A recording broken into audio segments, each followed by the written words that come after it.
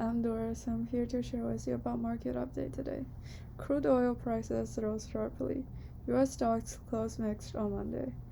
Today I bought 4,000 shares of UNG, which is the United States Natural Gas Fund (ETF), and today I've observed that the natural gas price has closed to $2.13, which has been breaking the historical average low, and I believe that it has the potential to grow back to at least $3.5. U.S. stocks closed mixed on Monday. A mixed short sellers say the tech rally is unsustainable.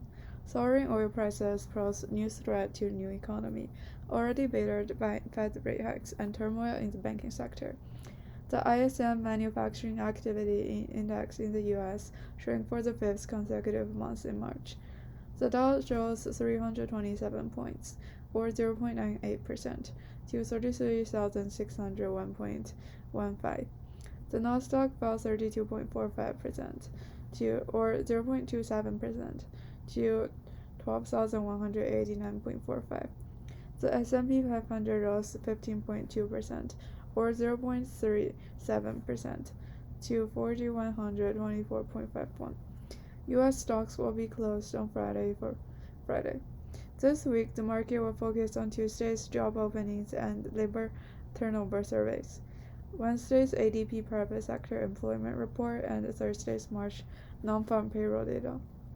On Sunday, the Organization of Petroleum Exporting Countries and its allies, OPEC Plus, announced a voluntary production cut of 1.16 million barrels per day, causing oil prices to soar.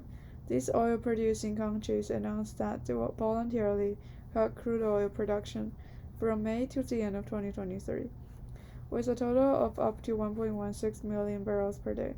Russian Deputy Prime Minister Novak also said that the measures to reduce oil production by an average of 500,000 barrels per day will be extended until the end of 2023. West Texas Intermediate, the benchmark of U.S. crude oils, closed up 6.3% on Monday, while Brent, the international benchmark, rose more than 6%.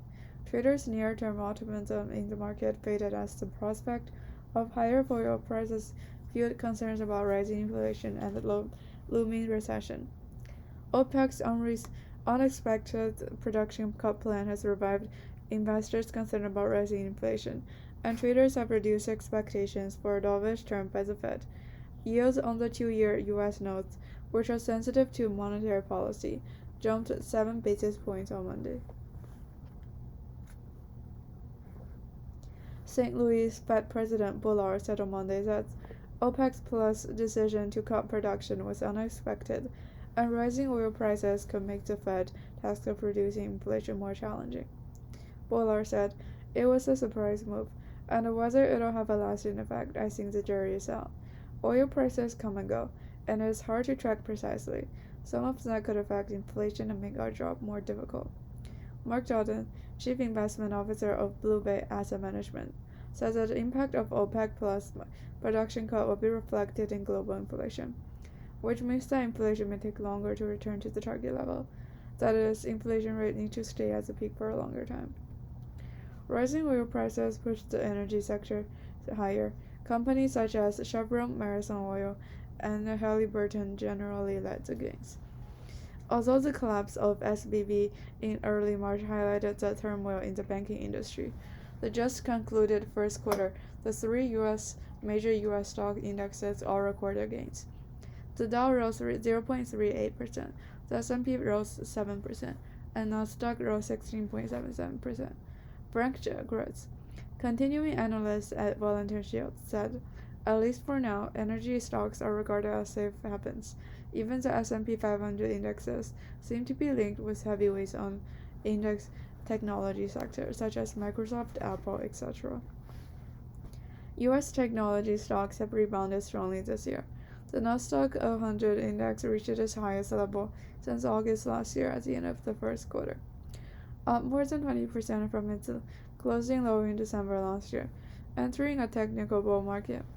But Michael Wilson, one of the biggest figures on Wall Street and chief U.S. stock strategist at Morgan Stanley, warned that the crazy rise in technology stocks is unsustainable, and the sector will retest new lows. He pointed out that the Nasdaq 100 surged to a bull market because investors fled banks and other sectors that are sensitive to the economy after the collapse of several U.S. banks. Wilson said that part of the reason for this rotation is that technology is viewed as a traditionally defensive sector, but he disagrees, arguing that utilities, consumer staples, and healthcare are better risk-reward sectors. In terms of economic data on Monday, data from Institute for Supply Management showed that U.S. manufacturing activity shrank for the fifth consecutive month in March. The ISM Manufacturing Activity Index in the U.S. in March was 46.3%, the lowest since May 2020. It was estimated at 47.5%, and the previous value was 47.7%. The March ISM Output Index was 47.8%. The previous value was 47.3%. The March ISM Inventory Index was 47.5%. The previous value was 50.1%.